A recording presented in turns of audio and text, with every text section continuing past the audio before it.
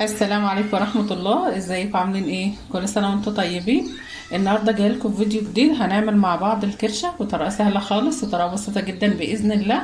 وان شاء الله لو جربت الطريقة اللي انا هعمل بها النهاردة ان شاء الله هتعتمدها دايما في عمايل الكرشة. بس قبل ما نبدأ الفيديو، قبل ما نتكلم في اي حاجة، بتمنى منكم كلكم تدعوا لهم وابويا دعوة حلوة كده. ربنا يرحمهم ويغفر لهم ويجعل قبرهم روضة من رياض الجنة. ام وابويا وجماعة امواتنا ان شاء رب العالمين، قولوا امين. اللهم امين يا رب. يلا بينا نشوف الكرشة بتاعتنا ونشوف طريقتنا ان شاء الله. الكرشة بتاعتنا هي بنات ما شاء الله عليها، انا غسلاها غسيل زي الفل، وشوفوا بيضة شمعة ازاي. هي بتيجي نضيفة من عنده، بس انت لازم تغسليها برضو، بس بيبقى فيها دهن وبيبقى مثلا لسه فيها بواقي حاجة. طبعا انت بتغسليها كويس جدا. هقول لكم اول ما انا جبتها عملت ايه. طبعا غسلتها الاول، غسلتها شطفة كده بالمية، وبعدين نقعتها في شلت اي حاجة فيها الدهن واي حاجة كانت فيها من ورا كده، شلتها لحد ما خليتها كده، وقعدت اعملها برضو بالسكينة. وبعدين نقعتها في الخل والملح والدقيق وعصرت طماطميتين كده بايدي و... وسبتهم فيها لحد ايه، يعني سبتهم حوالي 10 دقايق كده، وبعدين شطفتها تاني ورجعت نقعتها في نفس المحلول ده تاني، ورجعت بعدها شطفتهم تاني، وبعدين حطيت عليها طحينة وهي كده من غير مية، وسبتها حوالي 10 دقايق، وعصرت عليهم ليمونتين على الطحينة وسبتها في قلب الطحينة. حطيت حوالي معلقتين طحينة كده وتسيبيهم. الطحينة بتقضي على اي ريحة، ما بتخليلهاش ريحة خالص. انا بقول لكم بس على طريقة الشطف الغسيل اللي انا غسلتها بيها، لان انا ما صورتهاش عشان الفيديو ما يطولش معايا. وبعدين ايه، بعد ما خلصت الغسيل ده كله وشطفتها كذا مرة وهي في المصفى كده، رحت عصر عليها 3 ليمونات او ليمونتين اللي انت تحبيه. عصرت على وهي من غير مية، سبتهم بقى معاها كده، وحطيت عليهم معلقة خل، وسبتها بقى تخفف المية كده في المصفى، وبعدين شطفتهم وجبتها لكم اهي. ايه رأيكم بقى؟ زي الفل اهي ما شاء الله عليها. وقطعتها بالشكل ده كده، قطعها انت حسب ما انت حابه بقى، لو عايزاها صغيره عايزاها كبيره، اللي الحجم اللي انت تحبيه. هي ما شاء الله عليها زي الفل وجميله جدا اهي، شوفوا خلتها فل اهي. هنبدا بقى ايه, نعملها نسويها ازاي. يلا على البوتاجاز. بصوا يا بنات، انا عايزاكم تركزوا معايا في طريقه التسويه واحده واحده. الغسيل زي ما انا قلت لكم عليه، الطريقه اللي انا غسلتها، الطريقه اللي انا غسلت بيها هي دي اللي انا قلتها لكم النهارده. لو كنت صورتها الفيديو طبعا هيطول منكم، هيطول معايا جدا. انا معايا حله على البوتاجاز فاضيه من غير اي ماده دهنيه خالص اهي، ما فيهاش اي حاجه. انا هسيبها بس لما تسخن كده، وابدا ايه، انزل بالكرشه في قلب الحله. على فكرة دي من ضمن الأكلات اللي أنا ما بحبهاش خالص، بس بعملها حلو جدا. لما باجي أطبخها بطبخها كويس جدا بجد. هنبدأ ننزل بها واحدة واحدة كده أهي، من غير أي حاجة. بصوا الطريقة، الخطوة دي مهمة جدا. اللي بتنزل ميتها خالص، ما بتخليش فيها أي مية خالص الطريقة دي. وبعدين ايه، احنا هنرجع تاني يعني هوريها لكم خطوه خطوه باذن الله، بس الخطوه الاولانيه دي مهمه جدا. اهم حاجه يا بنات تغسليها كويس جدا. بصي لو انت ما غسلتهاش كويس وما خلتيش، لا ما لها يكون ما يبقاش لها اي ريحه خالص. والله لو انت طبخها بايه، الريحه هتفضل فيها. بصي افضلي اغسليها لحد ما الريحه ما يبقى لهاش اي ريحه خالص. انا هسيبها بقى كده. مش معنى ان احنا مثلا، لو انا مثلا ما بحبش مثلا، طب يعني انا بقول من ضمن الاكلات اللي انا ما بحبهاش اللي هي الكرش، مش معنى كده ان انا اطبخها اي كلام كده او ما اعملهاش حلو. لا، لازم تعملي الاكل يبقى له ريحه حلوه كده وطعم حلو، خاصه الحاجات اللي زي دي. انا هسيبها بقى خالص لما تنزل ميتها، واوريها لكم برضو لما تنزل ميتها، ونكمل بقيه الخطوات باذن الله. اهي يا بنات، لو كنت الكاميرا ما هيش جايباها اها، هي بدات تنزل الميه بتاعتها، هي بتنزل ميه كتير على فكره. اهي يا بنات، بعد ما انا سبتها حوالي 10 دقايق على البوتاجاز، شوفوا الميه نزلت ميه قد ايه. الميه دي طبعا هنرميها، دي هطلعها كده اصفيها، احطها في مصفى وارمي الميه دي، وايه، واحط عليها ميه سخنه بتغلي. اشطفها شطفه كده ميه سخنه بتغلي. لازم الخطوه دي تشطفيها بعد ما هي ما تسلقوها في الحله كده. دي ما تعتبرش يعني اتسلقت، لا احنا بس بننزل الميه اللي هي فيها. ماشي. الكرشه هي بنات بعد ما انا غليتها وصفيتها بالشكل ده اول غلوه. في ميه معايا مغليه هنا اهي، معايا هنا ميه بتغلي على البوتاجاز اهي، هنزل عليها كده، مش هحط عليها اي حاجه، لازم الشطفه دي تشطفوها بالميه دي الاول.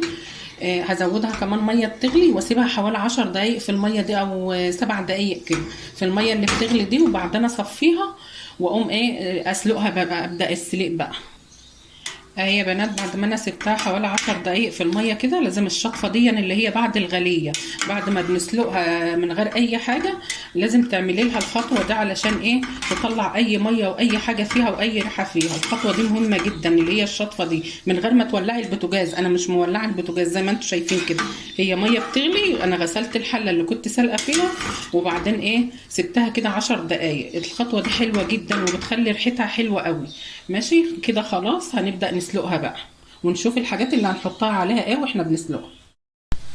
اهي يا بنات بعد ما انا شطفتها خالص بالميه الاخيره باخر حاجه انا عملتها، دلوقتي هبدا احط عليها بقى الميه السخنه. انا مسخنه لها ميه بتغلي، لازم الميه تكون بتغلي، اوعي تحط عليها اي ميه ساقعه اهي، ولا تحط اي ماده دهنيه ولا اي حاجه. الميه اللي بتغلي معايا اهي.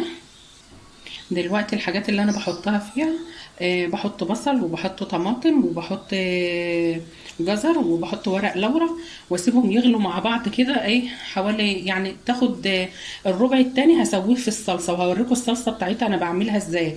يعني ما تاخدش السوى النهائي في الميه دي كده، تبقى ميتها نضيفه وزي الفل وما فيهاش اي مشكله ولا فيها اي ريحه ولا اي حاجه. اللهم صل عليك يا نبي. وبعدين بعد ما تتسلق بقى اصفي الميه دي منها باذن الله.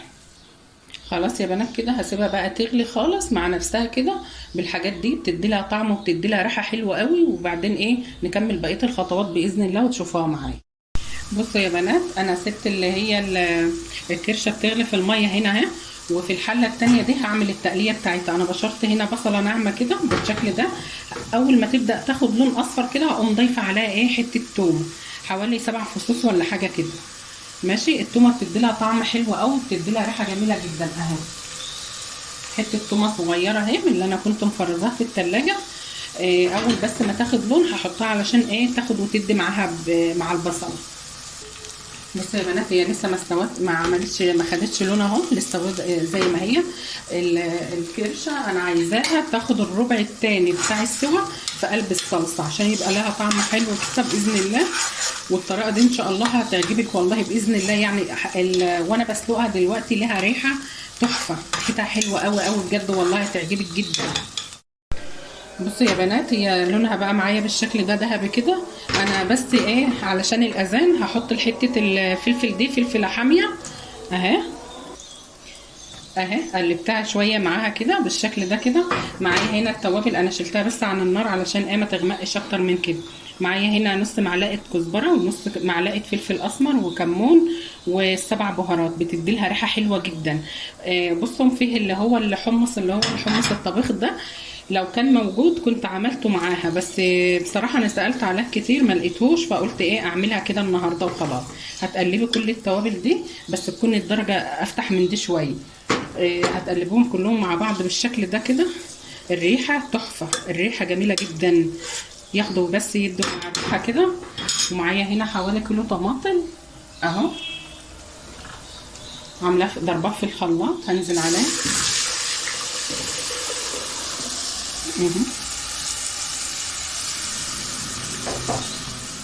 واسيبها بقى تتسبك مع نفسها كده لحد ما التانية تاخد 3/4 سوا كده، وبعدين اسقطها في قلب الصلصه دي لحد ما الصلصه تتسبك معايا، ما تحطهاش دلوقتي.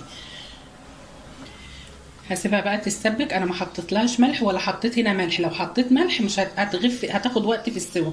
ممكن تحط معلقه صغيره سكر هنا، بتدي لها طعم حلو جدا وبتخلي الكرشه تاخد سوا حلو. اهي يا بنات الكرشه بعد ما انا شلتها من ميه السليق اهي، سقطتها هنا في اللي هي بالصلصه، ما شاء الله عليها جميله جدا وريحتها حلوه خالص. بصوا هي ناقصها الربع، يعني تستوي لسه الربع. ماشي، فانا هسويها في اللي هي الصلصه عشان تاخد وتدي في الصلصه. ما كنتش حطيت لها ملح خالص عشان تستوي معاك، وحطيت هنا معلقه كبيره يعني زي دي كده بس مش مليانه قوي سكر علشان ايه طعم الصلصه وكده. هسيبها بقى تستوي تكمل سواها هنا وارجع لكم باذن الله اوريها لكم في الشكل النهائي ان شاء الله، ويا رب تعجبكم. الكرشه هي بنات بعد ما خلصت معايا ما شاء الله عليها طالعه جميله جدا وريحتها حلوه خالص وطعمها بيكون احلى واحلى. طريقه سهله وبسيطه وما خدتش وقت معايا، بس اهم حاجه تتبع الخطوات اللي انا قلت عليها كلها في طريقه التنظيف وكل حاجه والحاجات اللي انت بتضيفيها عليها. لما بتيجي تشطفيها وتغسليها كده لازم تغسليها كويس جدا لما بتجيبها من عند الجزار. ما شاء الله عليها والله طعمها حلو خالص. انا بالرغم ان انا ما باكلهاش بس اللي اكل منها يعني شكروا فيها وطعمها تحفه بجد والله. يا رب الطريقه تعجبكم ويكون فيديو سهل وبسيط عليكم ان شاء الله. عملت معاها طبعا رز ابيض وبنحط معاها مخلل او اي حاجه بتبقى حلوه جدا. يا رب النهارده الفيديو بتاعنا يعجبكم ويكون فيديو سهل وبسيط عليكم ان شاء الله، واشوفكم على خير في فيديو تاني. مع الف سلامه.